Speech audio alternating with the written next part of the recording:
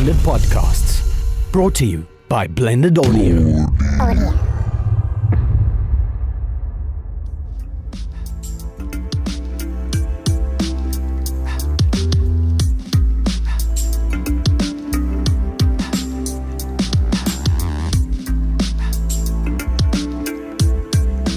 Hello and welcome to Centre Stage, the South African Film and Theatre Podcast. I'm Peter Bates. And I'm Alistair Kingan-Daniels, and today we are going to be talking about strange, weird theatre. The weird side of theatre. The line between theatre and performance art. Yes. So where does that line exist? Well, we're going to get into that.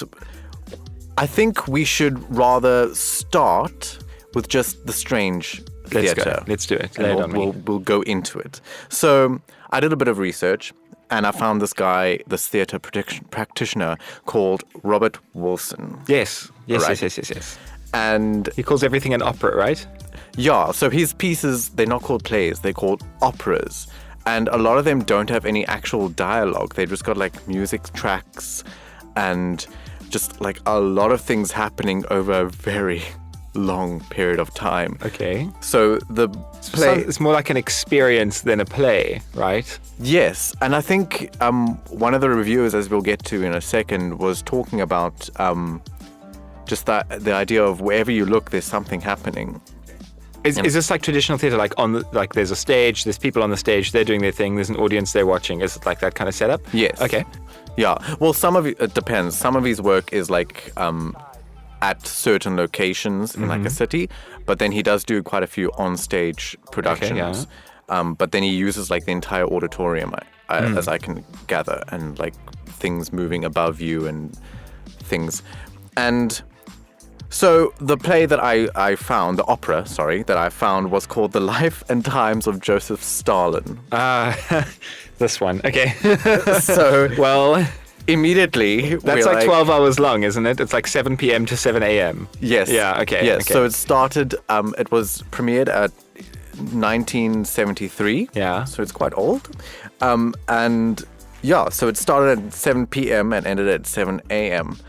And very postmodern. Very postmodern. It's like blurring the lines between like what is theatre and what is, not kind of thing. So a lot of his stuff, like, because it's so long, I mean, you can't have hectic things on all the time, right? Yeah, there's a lot of downtime? There's a lot of downtime, and like for Robert, some of that downtime in the audience, that's for them to sort of generate their own ideas about the things. Okay. And like there's things happening, but it's not like overwhelming. So like I don't think it's in The Life and Times of Joseph Stalin, but at one point he's got this huge set piece that just moves slowly across. Like if you look at it, right? I think it was a ship. Yes. If you look at it, it doesn't look like it's moving, but then like you get through halfway through the play and it's in the middle of this. Oh, wow, okay. And it's just like a lot of that happening all over, just a lot of things very slowly. So what is is he like making the audience wait for, like, I don't know, the good, but I don't know, what's the whole reasoning behind it? That's the whole thing about Robert Wilson. I'm not even sure if he thinks it all that through himself. Okay. Which we'll get to. But I want to read some of the things from this reviewer that went to see The Life and Times of Joseph Stalin and just comment on it. So the first interesting, and the guy is called Michael Smith. And he said, I went out to dinner during the third act, but I remember how incredibly beautiful the cave scene was in The Life and Times of Sigmund Freud. Later, I regretted having not seen it, having missed a minute of it. So, this play is so long, and this play is made up out of new stuff, but also two of his old plays. So, this person had seen this part before. Yes, in a different play. In The Life and Times of Sigmund Freud, and he went out for supper because this is 12 hours long. You can't stay for the whole thing. And he came back and he had this overwhelming sense of that he missed something. He missed something which he'd actually seen before, whatever. Okay. Which is... something actually happened. Okay, interesting. So it's not like I'm thinking of this and it's like, it's kind of weird because like this, it's not normal. It's completely out there. Okay. Yeah.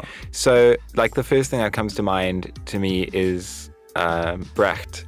Yes. And it's like telling the audience what is going to happen in the scene before the scene happens. Caucasian chalk circle. So it's literally like the title of the last act is like the child goes back to its mother or whatever the case is. So like what's going to happen. Yeah. But you're still engaged to watch. But his whole idea was that you have to be separated from the action, right? Like you can't become lost in it. You're supposed to think about what the play is talking about and not what the play, the plot is. Yes. I think he became a bit sentimental later. Like, Yeah. but we won't go into that. So that's a whole, what did he call it? Alienation. Verfremdung. Yeah, the theater of epic alienation. There we go. Yes. So this sounds a lot like that to me, actually. No, yes. He had a lot of influences from Brecht. Like, I would just say that Robert just takes it to the extreme. Yeah, okay. Because to the point of his plays don't even have like a story, like a coherent Plot. For example, another part of this, of Michael Smith's review was, when I came back, obviously from supper, when I came back, Medea had apparently just murdered her children and their bodies were being carried out by Joseph Stalin. So you're just like, what is this about? Okay, so what makes a person watch it? Is this because they're like deeply contemplative and searching for meaning, or because they're just interested to see what's going to happen? I don't know. I feel almost as if it's like, because like I mean I've been in a position before where I was watching something and like my inner impatientness is looking at it and like, this is complete nonsense. Why are you wasting your time watching this? I mean, like, no offense. It was a what are we going to call it? An interpretative dance show, which I don't know what you'd call it, but it took like, I don't know, it's like an hour and a half long. So it's like, I mean, it's a decent chunk of time. And these guys were dancing. Like, so it's kind of like, to me, for a certain point, I was like, why am I wasting my time watching this? I'm not getting any meaning out of it. But then also, I felt kind of bad looking at these people who'd obviously worked very hard to do this and seeing them actually accomplish something which is quite tricky. And eventually I kind of got into this, like, I don't know, state of mind where I was kind of watching it and going, it's actually just interesting to see what's going to happen. What's happening, not necessarily what's going to happen next, but just like, it's interesting to see what's going to happen now. And I think that's actually what, and I stayed and watched the whole thing and I didn't regret it at all. And I wouldn't say I enjoyed it and I wouldn't do it again, but I didn't get anything out of it, but I don't regret going. it was an experience. It was most certainly an experience. And I wonder if this is the idea that, he's trying to create with like a 12-hour long play. 12, like, I can't even imagine how long, like, the performers for one. No, I'm sure they take shifts. They were there from like 3 to 4 and they're like, right, I'm done, I'm going home. Like, I'm positive that's, Yes.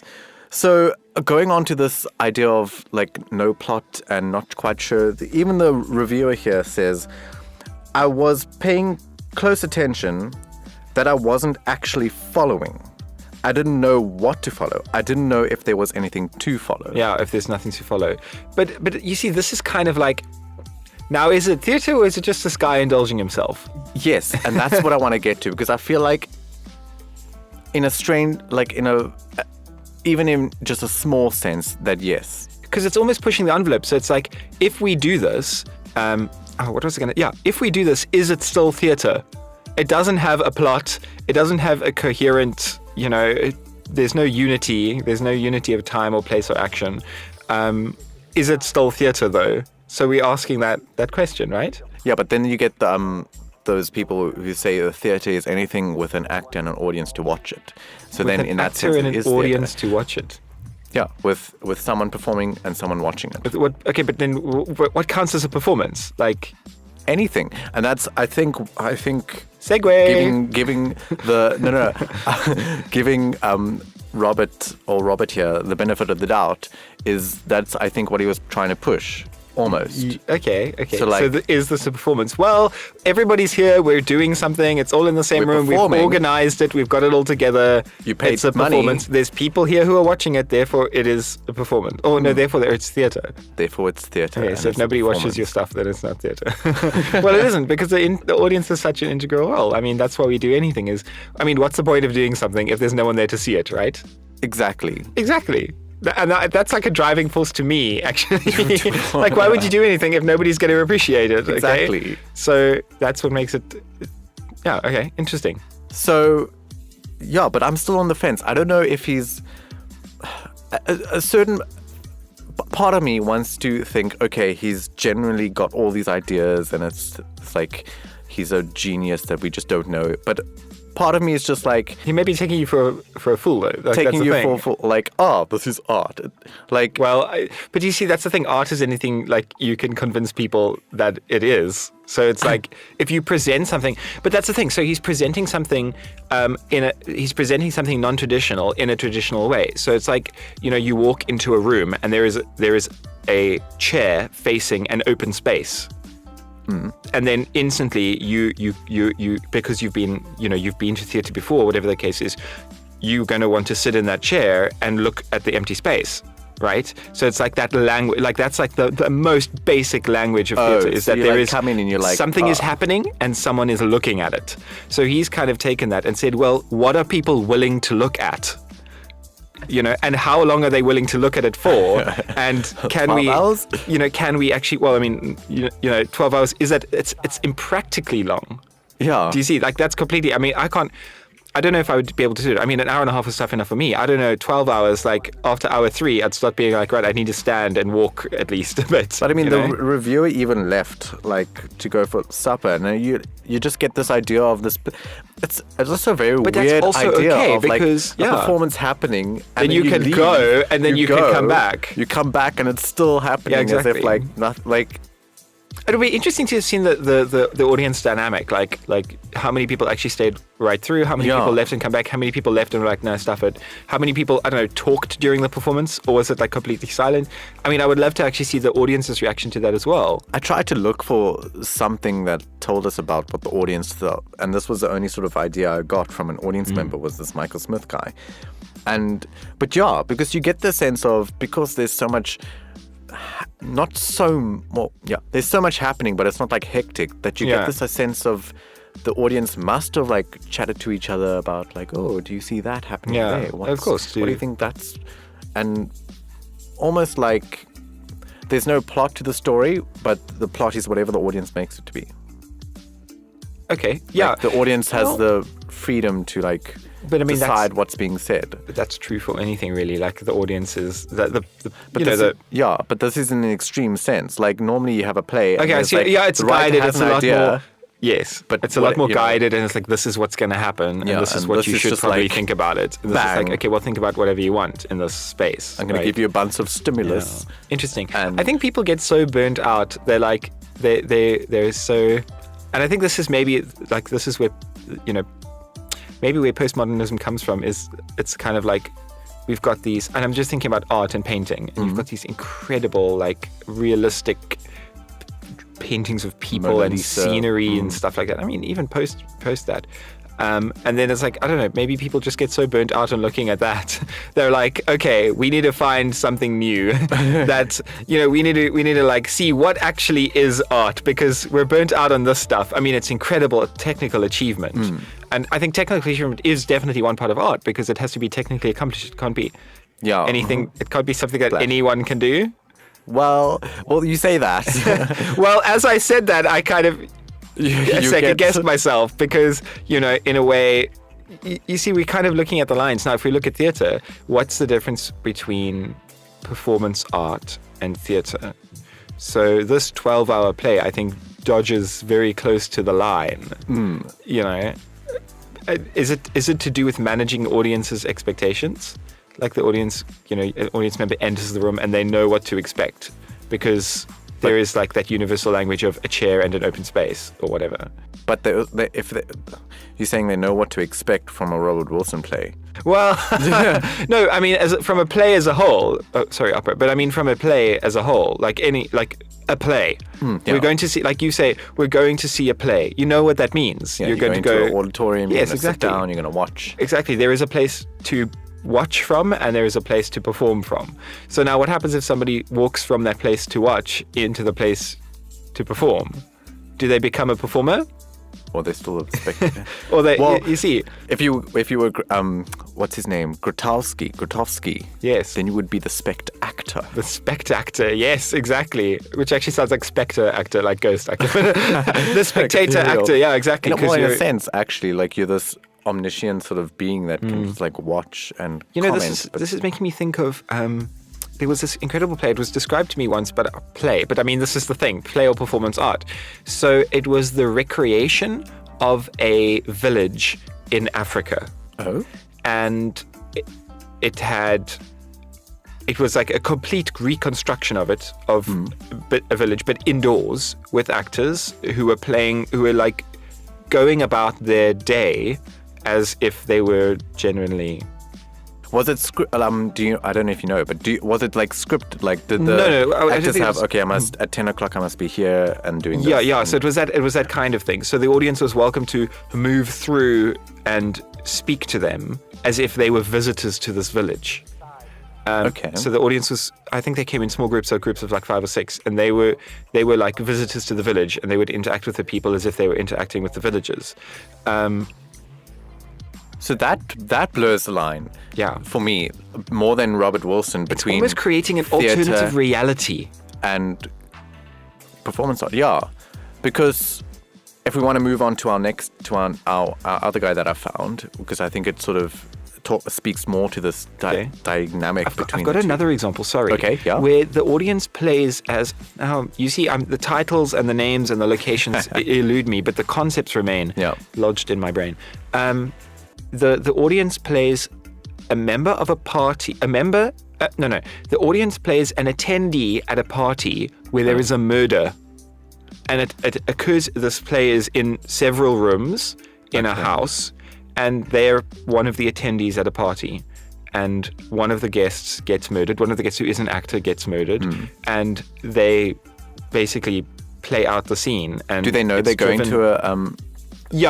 Do they know it's a fake? Yeah, they do know. They do know that they're primed a bit, so they know that there is going to be a murder, and then it's implied that it's their job to find out what happened, and it's possible to do that by speaking to the performers. But again, it's kind of blurring the lines because it's now where, where exactly. But so this next guy, I'm not going to say his name right now. He knows another performer and creator called Marina, Abramovic, whatever. And she has said before that theatre is reproducible, where performance art is not. And that, I think, is the difference. So, for example, that example of the village that you're talking about, that really blurs the line, because then what is that? Because obviously there's some scriptedness and there's some reproducibility. Yeah, like each of them has a job. Each of the performers has a job. Like, you are this person, do this. But then you have the audience members that breaks that up, which makes it not completely reproducible. Exactly. So in that sense, would that be what would that be to you? Well, I think that strikes me as more performance art than theatre, because you have that element, that like random element, like the audience interaction. It's like, but it's always risky, because you put a person in a situation and they're very likely to become carried away. It's like escape rooms. Yeah. Now, escape rooms to me are like the ultimate form of performance art, but there's no performers.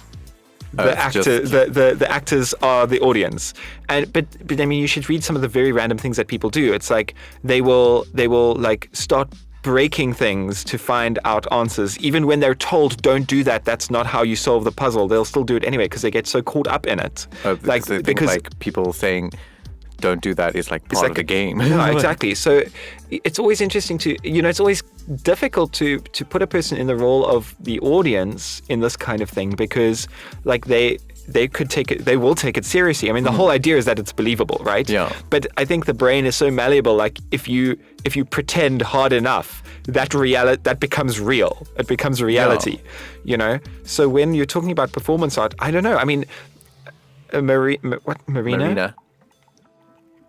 She did this thing where she stood in a room and she said, "You can do anything you want to me."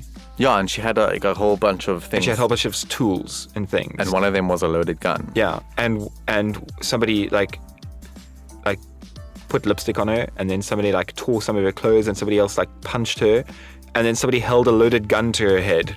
I mean, okay, so now we kind of like, to be perfectly frank, I think if there's any real danger in a performance and you're involving the audience, I think that's actually just immoral. But I don't think. But at the same, even consent and everything like that, like violence is violence, whether it's consensual or not. But I mean, she was threatened with a gun. Like this guy held a gun to her head, and she went along with it because for the power of the performance.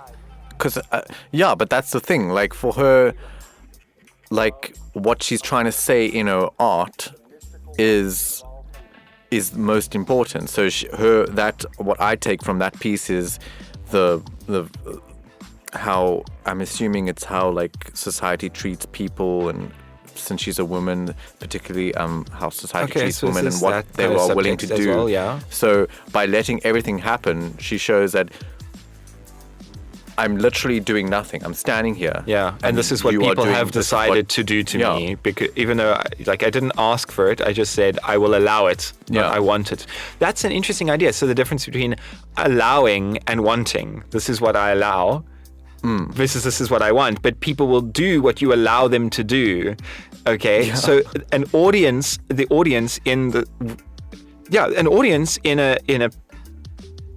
a play will do what you allow them to do, not necessarily what you want them to do. And that's the reason why it's so dangerous and why it's so unpredictable, because you don't know what people are going to do. So I suppose the trick is then to subtly draw that line through whichever method you use to try and say this is what you're allowed to do. And I suppose with that 12-hour play, it's like, what am I? That's interesting. So maybe the audience has an idea. It's like, what am I allowed to think? I mean, obviously not a conscious thought, but what am I allowed to think by being here? Well, I'm allowed to think that this person is this role and this person does that and this person does the next thing. But what am I allowed to think when I'm not constrained by having to interpret the plot or understand the storyline or understand the characters? If you take those things away, what am I allowed to think? Well, I'm actually allowed to think anything, and therefore I will think anything. And I can do anything. Yeah, in Marina's case. In her case, it's a different kind of performance art, but yes, I can then do anything. That would be performance art, though. Because it's not reproducible. Because, you can't reproduce all these people's different ideas and takes. Okay, so this is interesting. So, people would say, oh, but you can reproduce that, you just do it again. But then you've done it a second time. And the very fact that you do it again means it doesn't mean it's reproduced. It means it's been reproduced. Before, and it's not reproducible in the sense of, I think, carbon copy. Like you can't recreate everything exactly the same. Of course not. I mean, that's a very dangerous place to be. Okay? Yeah. But for her as a performer, it is. I mean, just as a human being, that's a very dangerous place to be. But I mean, to say, I think the power in that kind of thing is that it only happens once. And that's the only time it will ever happen. Not to her, but like ever in existence. And it derives a lot of its power from that. And if anybody does it again, instantly they'll say, but hang on, Marina did that. Yeah. Okay.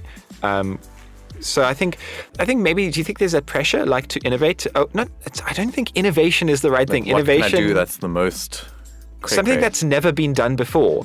And that pushes the person to go to the extreme and to do something truly unusual. Or I don't want to use the word crazy because that's a bit derogatory, but crazy.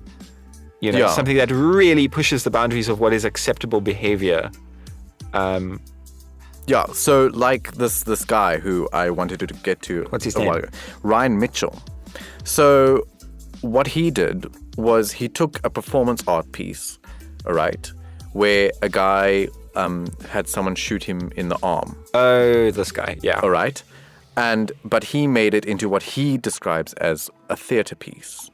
Theater is reproducible. Because theatre is reproducible. Is it his idea that theatre is reproducible? Well, that's what Marina says. Sorry, I'm with and you. He sort of subscribes to that, but so it doesn't. But so he calls what he did theatre because he took that idea and he changed it. And how he calls it theatre is that everything leading up, everything is scripted. The only real thing is that he actually got shot. Yeah. Okay. So in that sense, it is reproducible because he directed the whole thing. He can direct it because you just had the audience members viewing it. They weren't part of it. When did he get shot in front of the audience? And then what did he do from there? So there was like a little story, and then he got shot, and then from there he walked 10 miles, I'm not sure how much that is in kilometers, to the theater.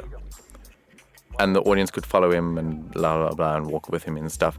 But so in that sense, for him, it's theater because it's scripted. There's a story. You can reproduce it. The audience doesn't impose their thoughts onto so it. he's in control of it all at all times, I'm sure. But I mean, why? You said the shooting was the only part that was real. Yeah, but in like inverted commas, it wasn't a fake. He wasn't fake being shot. He wasn't pretending. He wasn't pretending real. to be someone else. Yeah. But you see, this is the thing. I mean, we've just talked about if you believe it hard enough, if the audience believes it hard enough, it'll become real. But surely the same is for an actor. If part of the acting process, part of the characterization process is coming to a true belief that you are somebody else. You are embodying somebody else's mind, or their mind embodies you, or something. So surely that's real too. I mean, if you convince yourself hard enough of it, it's real. And I mean, we've got examples of famous Hollywood actors. I mean, Heath Ledger, who, the whole idea is the story goes that he convinced himself so much that he was the Joker that he drove himself to depression. So isn't that part of it as well? I don't know how that works into the real and what is real and what is not real. I think what's real is anything that you can convince yourself is real, or the audience, or you can convince the audience that is real, right? Because that's why people are so deeply emotionally touched by movies and TV and plays and theater and stuff, because they feel it, because they're convinced that it's real, Yeah, I think for him, when he meant real, it was more for the audience, to know this guy was really shot and he's really gonna walk 10 miles. So, but now you kind of gunshot wound, maybe in his arm, maybe it passed through. He can't predict that. But now you're asking, okay, what kind of people are going to come watch that? Like the ghoulish people who are like, I want to see a guy get shot and walk 10 miles, right? Well, I mean, it's the same like you're driving past a car crash. People slow down. Rubberneckers, they want to watch. They want to see. Yeah. So maybe it has the train crash effect. Like you want to watch, but you don't want to. You want to look away. So. Also, what he wanted to bring light to with this piece was this idea of dramatic time and real time. Oh yes, that's brilliant. Where normally when you're at a theater, you've got you've in the sense of dramatic time where it could be morning and then suddenly afternoon and then 10 years can pass. Yeah. But for him, this play is all it's dramatic, the unity of time and real, all in one, because everything happens. In real time. Yeah. And that's elongated by the 10 miles of walking. Yeah. Where you really feel is this part of is this the dramatic time, or is this is this guy walking to the hospital to go get his arm? Yeah, interesting. Or was he just walking to, and then the play will resume when we get to the destination or whatever? Because it was a part of, that was that part. Was like an episode. It's like one scene in a greater. Of a greater thing. So that was just interesting to me. Yeah, we're talking about blurring the lines between dramatic time and real time. Again, but I mean, the fact that time can pass faster on the stage than it can pass in real time is just a conceit of theatre. Like it's necessary for a lot of theatre to operate. And I think, there's a lot of power in... I think this is an interesting thing because, there's a lot of power in adhering to that unity. So everything happens in real time. Or, and then there's another big, and there's a lot of power in that because the default is to break it, right? The default is to be able to skip ahead or backwards and have flashbacks and do all kinds of things, because you can do that. But then to adhere to that unity and still create meaningful theatre, I think is also very interesting. Exactly. I don't know whether it's better because it's harder or whatever the case is, but it's interesting. I think part of what he was trying to get across was the audience watches you get shot, and then normally when you're watching a play or something, it'll cut to 3 days later when you got bandages and stitches and stuff. Yes. But he gets shot, and then you follow him in this pain along his journey. Along his journey, and it's not like which it sort of says something. He said something about the burst of getting shot is like what traditional theatre is for people. Like you see a brief moment in a brief thing on stage, and then if it's a tough piece talking about like a lot of emotional things, then you walk away afterwards feeling this sort of pain, this like emotional ride. And this was just like an extreme version of that. Like he shot and that's the performance, and then now he's still got this pain off. Yeah, I don't know. Well, that's what he was honestly, saying. I'm like highly skeptical of this kind of. Yeah, so let's close off talking about what we think about all this. Okay. So what do you think? Like I said, I'm highly skeptical. Look, I think it's interesting to explore the limits of what people are willing to accept as theatre. But, you know, I mean, sure. I mean, if you want to get shot and walk through the streets, be my guest, more power to you. I mean, if you want to do this, and I mean, I'm willing to participate up to a point. I'm just talking about myself here. I'm willing to participate up to a point. It's interesting to explore, you know, what people are willing to accept as theatre, what people are willing to do as the audience. But yeah, I think it's dangerous because I think people can be, this is the beautiful thing, is that people can be convinced of things very easily. And it's very easy to suspend a person's critical thinking ability, which is interesting and useful and very, very dangerous as well. Yeah, I think you've sort of hit the nail on the head. I don't actually know what I think about it, because in some of these like performance arts and unique theatre experiences are really interesting, and I would like to have been there to experience it. But then you get like the extremes of just like what are you doing? At the same time, like what is the reason? Why? Like is this just all convoluted and what's it? A scam? Yeah, it's interesting. I think I think people are always going to ask questions, and I think theatre is a really uniquely adapted way to ask those questions. Yeah, there's extremes to everything. So you got people asking like real deep questions with good like plays and stuff, and then you get being shot by an arm in your arm. In your arm, yes. By an arm, in your arm. By an arm, whatever. You know what I mean. Okay. Thank you very much, Alice. It's been fun speaking, and thank you, listeners, for tuning in. And we will catch you next week on Center Stage. Good night. King Media Productions Center Stage is a South African film and theatre podcast hosted by Alistair King and Daniels and Peter Bates, and produced with the generous assistance of Blended Podcasts, brought to you by Blended Audio.